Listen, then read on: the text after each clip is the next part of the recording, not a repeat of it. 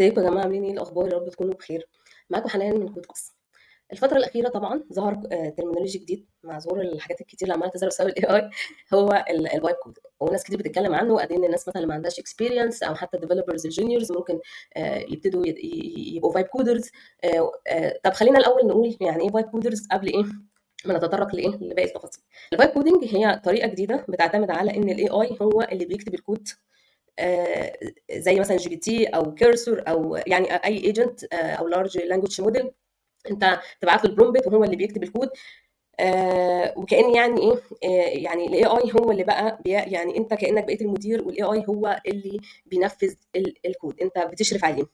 بت بتراجع على الكود اللي طلع، بتعدله لو في مشكله، بتسته، بتبلان ليه، بس مش انت اللي بتقعد تشغل نفسك في التفاصيل. طبعا في ناس هتبقى متعارضه مع الكونسبت ده، وشايفه ان ده مثلا بيخلي الناس اكسل، بيخلي الناس يعني ما تفكرش. يعني دايما الديفلوبرز مثلا ممكن يقولوا لا، احنا الاحسن ان انا اكتب كل حاجه بايدي وابقى فاهمها.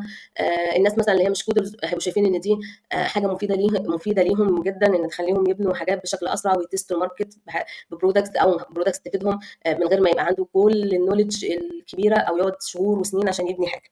يعني انا شايفه ان دي طريقه زيها زي اي حاجه في الدنيا، ليها الميزات بتاعتها وليها العيوب بتاعتها، وطريقه استخدامي ليها هي اللي هتقرر هو انا فعلا هستفيد منها ولا مش هستفيد منها.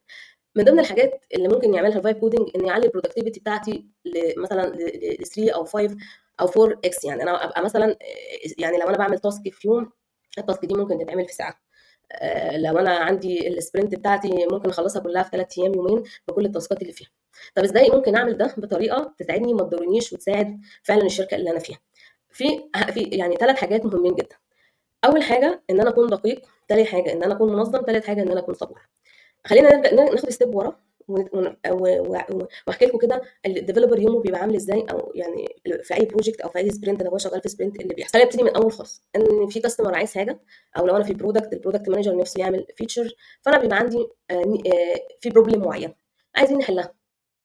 دي اول حاجه. وبعدين بنبتدي وده بنسميه في البرودكت مانجمنت البروبلم سبيس، ان انا في مشكله بتواجه بتواجه سيجمنت معين او بتواجه شخص معين وعايز يحلها. وبنبتدي نشوف طب انا ازاي اولا بفهم ايه المشكله، وبفهم هي بتواجه مين الناس اللي بتواجههم وايه احتياجاتهم وازاي. ولما افهمها كويس ده هيخليني افكر في ازاي ممكن احلها له. بنقول طب خلاص احنا عرفنا ايه البروبلم، طب احنا هنحلها بالحلول الفلانيه. بعدين بنمسك الحل ده لو هو مثلا برودكت معين، بنبتدي نبريك داون البرودكت ده لسمول تشانكس. كل تشانك من دول هي عباره عن سيت اوف فيتشرز، او هي لو برودكت صغير هي عباره عن فيتشرز، وكل فيتشرز هي عباره عن سمول تاسكس. ونبتدي مثلا بقى ايه، نقول والله احنا هيبقى عندنا سبرنت الاولانيه فيها كذا، نبتدي نعمل بلاننج من الاخر. ايا كان شغال اجايل او مش شغال اجايل مش هتفرق.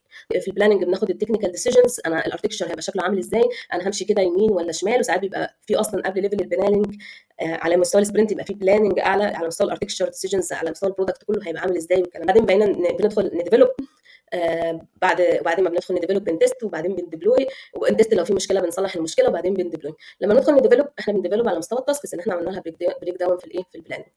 ليه انا كديفلوبر لما بيجي ما عندي اي تول بتجاهل البروسيس دي كلها وكانها مش موجوده او كانها ما بقتش مهمه؟ بالعكس، هي دي الحاجه اصلا، السكيل او الكريتيكال ثينكينج والبلاننج والديسيجنز دي، هي دي اصلا دلوقتي بقت المهاره اللي المفروض تبقى عندي، مش المهاره ان انا هكتب كود، لان خلاص الكود بقى حد في يعني بقى الاي اي بيكتب. بس فكره ان انا ابقى فاهم البروبلم وفاهم ايه احسن ليها وبريك داون الحاجات، حتى لو هخلي الاي اي يساعدني مفيش مشكله، بس انا لازم ابقى فاهم انا بعمل بروبلم يعني ايه المشكله وبحلها لمين وبحلها ليه. وبريك داون كده بشكل منطقي عشان اقدر اتشينج بسهوله. لان انا هيبقى عندي عملاء حابين يتشينجوا، يعني عادي هو الاجايل اتعمل عشان ان انا ابقى سريع ان انا تشينج. مش معنى وجود اي اي ان العميل هيبطل يقول لا والله دي مش عجباني ودي عجباني، لا، هيبقى عندك تشينجز. ف يعني وهيبقى في ديسيجنز المفروض ابقى عامل حسابي لقدام. فدي حاجات انا مش المفروض هسيبها للاي اي، انا ليه اسيبها للاي اي؟ حتى لو هساله او ادخل الاي اي فيها، بس انا اوريدي عارفها. انا مش هقول له اعمل لي ابلكيشن كذا او برودكت مثلا عايز اعمل فور اكزامبل اي كوميرس برودكت واسيب، لا. فدي اول حاجه، ان احنا نكون دقيقين ازاي. انا فاهم اصلا البروبلم، انا بدي انا عامل بريك داون وبدي للاي اي يعني تاسك البرومبت بخليه يعني واضح ودقيق في التفاصيل اللي انا عايزها الممكنه. مش بدي برومبتس عايمه، لا، انا بحاول اكون واضح ودقيق في البرومبتس اللي انا بديها بيزد على الديسيجنز اللي انا خدتها وفكرت فيها. انا هشتغل مايكرو سيرفيس، انا هشتغل مش هشتغل مايكرو سيرفيسز، انا هشتغل ميدل مونوليثيك، انا هشتغل الديزاين باترن الفلاني عشان ده هيبقى مفيد ليا في كذا، انا هشتغل الاركتكتشر الفلاني عشان ده هيبقى مفيد ليا. فانا هقول له انا عايزه اشتغل كذا كذا، انا كفرونت اند محتاج التشارتس بتاعتي تبقى كذا كذا كذا. انا مش هسيبها له عايمه وبعدين هو يعمل حاجات بعدين ارجع اعمل فيها، فانا كده مش بقيتش برودكتيف ولا حاجه. آه، طب يعني ففكره ان انا اتخلق البلاننج، انا شايفه ان احنا مش المفروض ان احنا نتخلى عنه، احنا لازم نفضل نبلان عشان انا افضل عندي فكره ان انا عارف افكر وفاهم اللي انا بعمله كويس جدا. انا لما بنيجي نشتغل في العادي احنا بنمشي واحده واحده، لما بنيجي نشتغل مع الاي اي احنا المفروض برضه نمشي واحده واحده. انا يعني مش هقول لك امشي تاسك تاسك عشان ممكن يكون هو اسرع من ان انا امشي تاسك تاسك، بس انا لازم امشي على الاقل فيتشر فيتشر، وابتدي امبلمنت الفيتشر الاولانيه واقول والله الفيتشر دي وتستها، ولو شغاله تمام وكل حاجه تمام ابتدي ان انا ايه ادخل في اكملتها وبعدين ابتدي ادخل في الفيتشر اللي بعدها نفس الوي اللي انا بديفلوب فيها، بحيث ان انا لما يحصل عندي مشكله ابقى عارف ان اقدر بالراحه اعرف المشكله فين واحلها بسهوله وببساطه جدا، او حتى اكتب البرومبت اللي يخلي الاي اي هو اللي يحلها. آه لكن مش هستنى لما البروجكت كله يتعمل وهتست كله مره واحده فبقاش عارف اتست كله مره واحده، او اخلي الاي اي يكتب لي تيستنج وابتدي انا كاني بقى يعني هعمل بروجكت بساعه واقعد، او فور اكزامبل في يوم اقعد الف وراه 20 يوم. ده مش منطقي، انا كده معلش البرودكتيفيتي بتاعتي ولا ايه ولا حاجه، او ان انا اكتب حاجه مش فاهمها. فدي فكره اصلا ان انا ابقى منظم. انا الاي اي جه عشان يعلي البرودكتيفيتي بتاعتي، فانا التنظيم اكتر هيخلي هو اللي هيخلي تنظيمي جزء من ان هو يخلي البرودكتيفيتي بتاعتي ان هي تبقى عاليه، ان انا امشي زي ما بمشي في الديفلوبمنت العادي. هو الاي اي اصلا جه عشان يسيميليت الذكاء، وبيسموه ذكاء اصطناعي، هو عايز يسيميليت الذكاء البشري. فانا كبني ادم انا بمشي بالطريقه دي، فطبيعي ان انا الاي اي مهما كانت النولج اللي عنده احاول اخليه يمشي بالطريقه دي، ان انا همشي ستيب باي ستيب. ما بحاولش اخليه يعمل كل حاجه. ثانيا برضو انا المفروض ابقى مفترض هو عارف، هو ممكن يكون عارف ايه او مش عارف ايه، اديله على قد ما اقدر ان الحاجات اللي تساعده ان هو فعلا يكسكيوت التاسك بتاعتي دي بايه بشكل سموث. اخر حاجه ان انا اكون بيشن، يعني انا اكون صبور. صبور ازاي؟ الاي اي بيبتدي مع كل تاسك انفذها او مع كل فيتشر او مع كل برومبت هيبتدي يقول، يعني معظم سين 18 كيرسون، معظم الاي اي كودنج ايجنت بيقول لي هو اصلا، يعني هو بيقول لي هو فكر ازاي وعلى اي اساس عمل ده، وبيديني التشينجز وبيقول لي هاكسبتها ولا مش هاكسبت. انا لازم ابقى صبور ان انا سريعا بعيني اقرا وراجع، مش هاكسبت وخلاص، لا انا محتاج اقرا وراجع، لان الحاجات اللي انا دلوقتي انا في ثانيه، في ثانيه واحده ممكن اقول لا دي مش عايزاها وما اكسبتهاش واغير في البرومبت او اعدل فيه في ثانيه، غير لما ابقى اعمل مليون سطر واجي اقول له بقى طب يلا نغير. مش منطقي. حتى ده مش منطقي على مستوى ان انا هحرق توكنز اكتر، مش هيبقى افكتيف بالنسبه لي خالص. فلا انا المفروض ابقى صبور ان انا اقرا لو انا فاهم، ولو انا مش فاهم ابقى صبور اكتر واكتر. ليه؟ لان انا ممكن انا مش فاهم الاريا معينه وعايز هو يعملها لي، وده اصلا الغرض ان هو يقدر يعمل لي اند تو اند، حتى لو انا مش فاهم ديف اوبس او انا باك اند بس او انا فرونت اند بس او كده. ان انا ابتدي اساله وافهم اكتر، افهم الميكانيزم.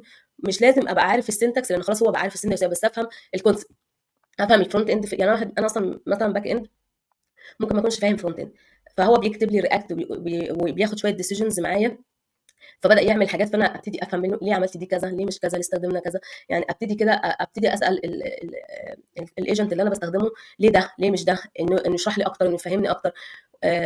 ودي فرصه، مش يعني ده هيخلي فهمي للاب اعمق، ايفن حتى لو انا مش عارف السنتكس او الحاجه اللي مكتوبه بيها، بس انا خلاص بقيت فاهم اوفر اول الكونسبت، وهو ساعدني ان هو يفهمه لي بشكل عملي. يعني انا كان في معايا مدرس بيقول لي والله انا عملت 1 2 3 4، وفهمني هو عمل ليه 1 2 3 4. يمكن ما اكونش احتاج ان انا ابقى داخله ان ديتيلز، بس فهمي اللي هو ليه عملها هيخليني لما يواجهني مشكله احلها احلها على طول. فدول من اهم السكيلز او اهم الثلاث حاجات اللي انا شايفه ان انت كديفلوبر المفروض يبقوا معاك مع ظهور الفايب كودنج، يعني الفايب كودنج، وان هم فعلا ممكن يعلوا البرودكتيفيتي بتاعتك جدا.